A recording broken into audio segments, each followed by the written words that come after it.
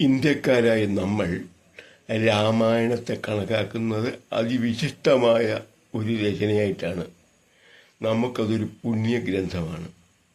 നമ്മളെല്ലാ രീതിയിലും എല്ലാ ഹിന്ദുക്കളും ഒരുപോലെ മാനിക്കുന്ന, ഇഷ്ടപ്പെടുന്ന, നിത്യേന പാരായണം ചെയ്യുന്ന ഒരു മഹാഗ്രന്ഥമാണ്. അതിന് വൈശിഷ്ട്യം തരുന്ന പല ഘടകങ്ങളുണ്ട്. ഒന്ന് അതിനകത്തെ മാനുഷിക മൂല്യങ്ങളാണ്. മനുഷ്യൻ ജനിച്ച മുതൽ ജീവിതം മുഴുവൻ അനുഷ്ഠിക്കേണ്ട വിഷയങ്ങൾ വളരെ കൃത്യമായിട്ട് കാണിച്ചു തരുന്നുണ്ട് നമ്മളെ. രാമായണത്തിലെ കാര്യങ്ങളെല്ലാം ശരിക്കും അനുസരിച്ച് ജീവിക്കുന്ന ഒരുവന് വേറൊന്നും പ്രത്യേക ന്യായബോധവും നീതിബോധവും പഠിക്കേണ്ടതില്ല. ഇത് ശരിക്കും വിശ്വസിച്ചതിൻ്റെ അർത്ഥം ശരിക്കും മനസ്സിലാക്കിയാൽ മതി. മനസ്സിലാക്കിയാൽ നല്ല നീതിമാനായിട്ട്, നല്ല വിശിഷ്ട വ്യക്തികളായിട്ട് നമുക്ക് വളരാൻ പറ്റും. അതിന് പല കാരണങ്ങളുണ്ട്. ആഫ്രിക്കയിൽ നിന്ന് പുരോഗമിച്ച് തുടങ്ങിയ മനുഷ്യൻ അഫ്ഗാനിസ്ഥാൻ വഴി ഇപ്പോഴത്തെ പാകിസ്ഥാൻ കടന്ന് ഹിമാലയ സാനുക്കളിലേക്ക് വന്നു. ഒരു 70,000 വർഷം ഏകദേശം മുൻപാണ് സംഭവിച്ചത്. അനേകായിരം വർഷം മുൻപ് നല്ല സാഹചര്യമായിരുന്നു ഹിമാലയത്തിൻ്റെ സാനുക്കളിലുള്ള ജീവിതം. നല്ല കാലാവസ്ഥ, ഫലപുഷ്ടമായ മണ്ണ്, ധാരാളം കായ്കനികൾ, കിഴങ്ങുകൾ, ഇതെല്ലാം കിട്ടുമായിരുന്നു. മൃഗങ്ങളെ വേട്ടയാടാൻ ബുദ്ധിമുട്ടില്ല.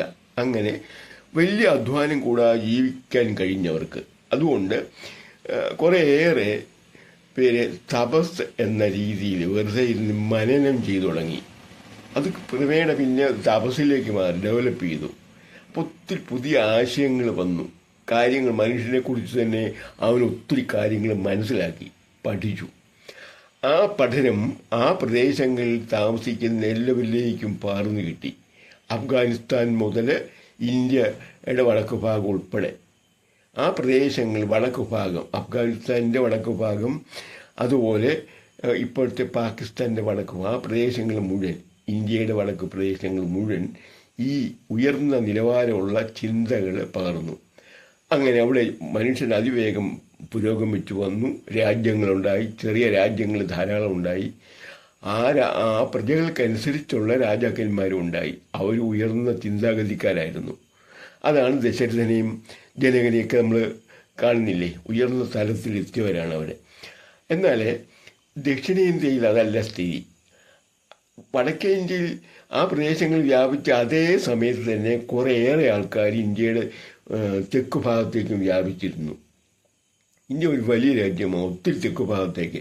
ഇന്നത്തെ കേരളം, തമിഴ്നാട്, ആന്ധ്രാപ്രദേശ്, ഇന്നത്തെ കർണാടക ഉൾപ്പെട്ട ആ പ്രദേശങ്ങൾ, ദക്ഷിണേന്ത്യൻ സംസ്ഥാനങ്ങളിൽ അത്ര നല്ലൊരു കാലാവസ്ഥയായിരുന്നില്ല, അത്ര ഫലപുഷ്ടിയുമായിരുന്നില്ല.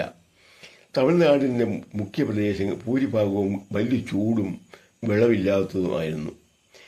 കേരളം വലിയ ജലാശയങ്ങളും നദികളും തോരാത്ത മഴയും വനപ്രദേശങ്ങളും, സുഖമുമായിരുന്നില്ല ജീവിതം. ഇഴജന്തുക്കളുടെ ശല്യം വളരെ അധികമായിരുന്നു കേരളത്തിൽ.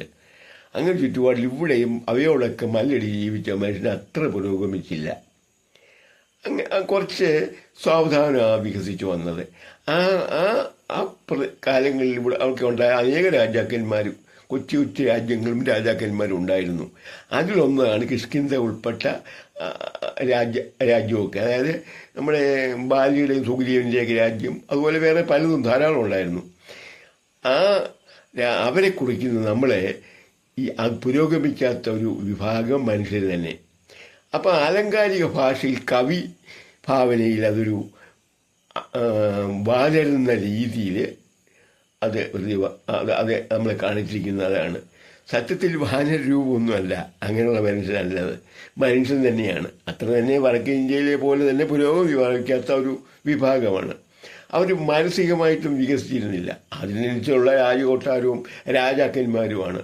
അതാണ് ബാലി അനിയൻ്റെ സഹോദരൻ്റെ ഭാര്യയെ ഓടിച്ചു വിട്ടിട്ട് കൈവശപ്പെടുത്തതൊക്കെ അവിടെ കാണിക്കുന്നുണ്ട്. അത് നമ്മളെ കാണിക്കാനായിട്ട് പുരോഗതി പ്രാപിക്കാത്ത ഒരു വിഭാഗത്തിൻ്റെ. അതേ സമയത്ത് നമ്മളൊന്ന് ആലോചിച്ച് നോക്കി, നമ്മുടെ ദശരഥൻ്റെ കൊട്ടാരത്തിൽ അയോധ്യയിലെ അവന്മാർ ചേട്ടനനിയന്മാർ തമ്മിലുള്ള ബന്ധം, ഈ വ്യത്യാസം ഒന്ന് കാണിക്കാൻ വേണ്ടിയാണ് അതാ ഞാൻ പറഞ്ഞത്, കാലത്തിൻ്റെ ഒരു ചരിത്രം കൂടെ ഉൾപ്പെടുത്തി എഴുതിയേക്കുന്നത്. ഇതൊരു അനേക ഘടകങ്ങൾ ചേർത്താണിത്. അതാണ് ഇത്രയേറെ മഹത്വമായത്, ലോകം മുഴുവൻ മാനിക്കുന്നുണ്ട്. അതുകൊണ്ടാണിത്. അപ്പം രാവണന് വേറൊരു വ്യത്യാസമുണ്ട്. രാവണൻ്റെ തന്ത പുരോഗമി പ്രാപിച്ച ആളാണ്.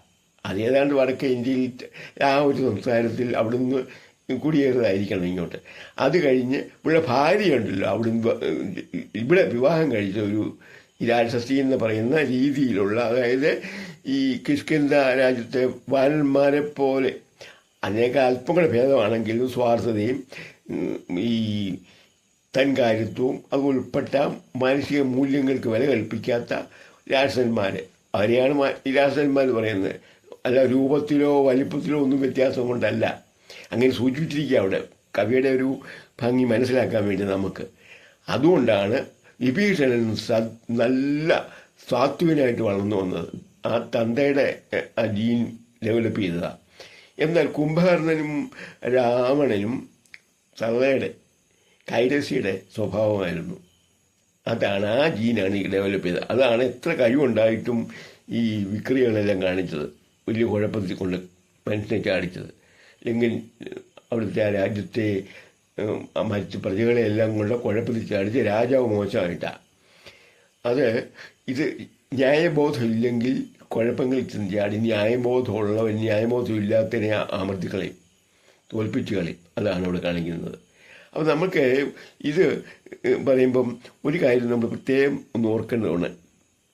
അയോധ്യ രാജ കൊട്ടാരത്തിലെ ജ്യേഷ്ഠനിയന്മാർ തമ്മിൽ എന്ത് രീതിയിലാണ് അവർ കഴിഞ്ഞത്, എന്തൊരു സ്നേഹത്തിലാണ്. കാരണം ശ്രീരാമൻ വനവാസത്തിന് പോയി കഴിഞ്ഞപ്പം രാജാവായിട്ടിരിക്കാൻ ഏൽപ്പിച്ച അഞ്ജൻ അത് രാജാവിൻ്റെ പാതകങ്ങളെടുത്താണ് ആ സിംഹാസനത്തിൽ പ്രതിഷ്ഠിച്ച് പൂജിക്കുക ചെയ്തത്. 14 വർഷം തികയുന്ന ദിവസം ചെന്നു ശ്രീരാമൻ ലക്ഷ്മണനും കൂടെ. ചെന്ന് കഴിഞ്ഞപ്പോൾ സർവാത്മന അങ്ങ് ഏൽപ്പിച്ചു കൊടുക്കുമായിരുന്നു. നടക്കൊന്നുമില്ല ഇവിടെ. അതാണ് അവിടെ കാണിക്കുന്നത്. അത്രയും പുരോഗമിച്ചൊരു വിഭാഗം വടക്കേലുണ്ടായിരുന്നു. ദക്ഷിണേന്ത്യ വികസിച്ചില്ല, വികസിച്ച് വന്നുകൊണ്ടേയിരുന്നു. അങ്ങനെ സാഹചര്യങ്ങൾ അനുകൂലം അവിടെ നിന്നുള്ള കാര്യങ്ങൾ, വടക്കേ ഇന്ത്യൻ രാമായണവും മറ്റു കാര്യങ്ങളും ഒക്കെ ഇങ്ങോട്ട് രചിച്ച് ഇവിടെ പ്രചരിപ്പിച്ച് മനുഷ്യരിലേക്ക് ഉൾപ്പെട്ട ചരിത്രം, ഈ ദക്ഷിണേന്ത്യയോട് ഉൾപ്പെട്ട ആ ചരിത്രം പഠിപ്പിച്ച് അവനെ ഡെവലപ്പ് ചെയ്തെടുക്കാൻ പറ്റി. അതാണ് ഈ രാമായണത്തിലൂടെ നമ്മളെ ബോധിപ്പിക്കുന്നത്.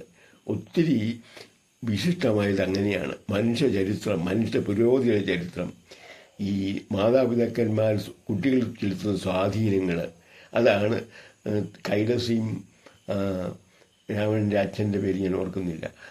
ഇത് ഇവർ രണ്ടുപേരും കൂടി, അതൊരു മുനിയായിരുന്നു, അദ്ദേഹം ഒത്തിരി ഡെവലപ്പ് ചെയ്ത ആളാണ്. അപ്പം ഈ രീതിയിലുള്ള കാര്യങ്ങളെക്കുറിച്ചുള്ള വളരെ അവഗാഢമായ പഠനങ്ങളാണ് നമ്മൾ നടത്തിയിട്ടുള്ളത്. ഇതിനെക്കുറിച്ച് ആ പഠനങ്ങളുടെ ഒരു റിസൾട്ട് വന്നാൽ നമുക്കത് എത്ര വായിച്ചാലും മതി വരികയില്ല. അത്ര ആശയങ്ങളാണ് അതിനകത്ത് ചേർക്കാത്ത മനുഷ്യ സ്വഭാവത്തിൻ്റെ എല്ലാ വശങ്ങളും തുറന്നു കാണിച്ചിട്ടുണ്ട്. മനുഷ്യ പുരോഗതിയുടെ എല്ലാ വശങ്ങളും തുറന്നു കാണിച്ചിട്ടുണ്ട്. അക്കാലത്തെ നിലവിലുള്ള സാമൂഹിക മര്യാദകളും ജീവിതക്രമവും കാണിച്ചിട്ടുണ്ട്. അത് ഈ കഥാപാത്രങ്ങളിലൂടെ തുറന്നു കാണിച്ചിരിക്കുക വാൽമീകി മഹർഷി. കഥകൾ രാമനും മറ്റ് കഥാപാത്രങ്ങളും ഉള്ളത് തന്നെയാണ്. അവർക്ക് കൂടുതൽ ഈ തത്വങ്ങൾ പഠിപ്പിക്കാൻ വേണ്ടി അവ കൂടെ അതിനോടൊപ്പം ചേർത്ത് നമ്മെ പഠിപ്പിച്ചു വാൽമീകി മഹർഷി. അത് നമ്മളുടെ ഭാരതത്തിൽ പകർന്നു കിട്ടി, അങ്ങ് പരന്നു. അതാണ് ദക്ഷിണേന്ത്യൻ ജനതയും ഉത്തരേന്ത്യൻ ജനതയും ഒരുപോലെ ഈ രാമായണം കൈക്കൽ ആക്കിയത്. അങ്ങനെയാണ്, അല്ലാതെ അടുത്ത കാലത്തുണ്ടായതല്ല. ഈ രചന നടന്ന കാലം മുതൽ തന്നെ, ഏതാണ്ട് 7500 കൊല്ലം മുമ്പ് മുതൽ തന്നെ ഇവിടെ രാമായണം പ്രചരിച്ചിരുന്നതാണ് ദക്ഷിണേന്ത്യയിലും. കാരണം സംസ്കൃത ഭാഷ ഡെവലപ്പ് ചെയ്ത് വരുന്ന സമയം, ഡെവലപ്പ് ചെയ്ത് വരുന്നത് 10,000 കൊല്ലം മുമ്പാണ്. 7500 കൊല്ലം ആയപ്പോഴേക്ക് ഏകദേശം ഡെവലപ്പ് ചെയ്ത് കഴിഞ്ഞു. സാമാന്യം രചന എഴുതാൻ പറ്റുന്ന രീതിയിൽ എത്തിക്കഴിഞ്ഞു. പിന്നെ അത് പുരോഗമിച്ചുകൊണ്ടേയിരുന്നു. അത്രയും ആ കാലത്ത് തന്നെ ദക്ഷിണേന്ത്യയിൽ ഇത് പറഞ്ഞിരുന്നതാണ്. അതുകൊണ്ടാണ് ഇതിനെ മാറ്റി നിർത്തി ഒരു സംസ്കാരം നമുക്കിവിടെ ഭാരതത്തിന് കഴിയത്തേയില്ല.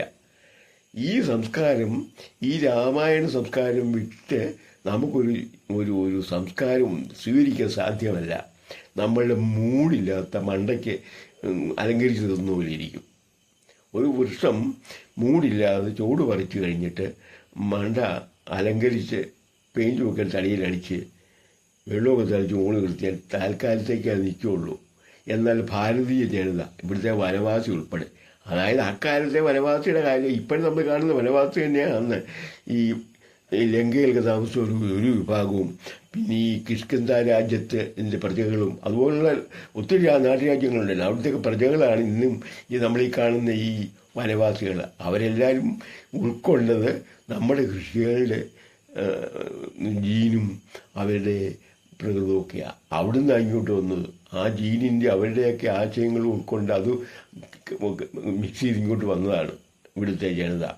അല്ലാതെ ഇവിടുത്തെ നമ്പൂതിരിയേക്കാളോ അതുപോലുള്ള ഉയർന്ന പട്ടണോ അതുപോലുള്ള കാര്യങ്ങളെക്കാൾ താഴെയുള്ള കുറഞ്ഞ ജീനൊന്നും അല്ല ഇവിടുത്തെ വനവാസിക്കുള്ളത്. എല്ലാവർക്കും ഒരേ ജീനാണ്. അത് പ്രത്യേകം ഒന്ന് ഓർക്കുക. ഇതാണ് അതിൻ്റെ ചരിത്രം ഏകദേശം.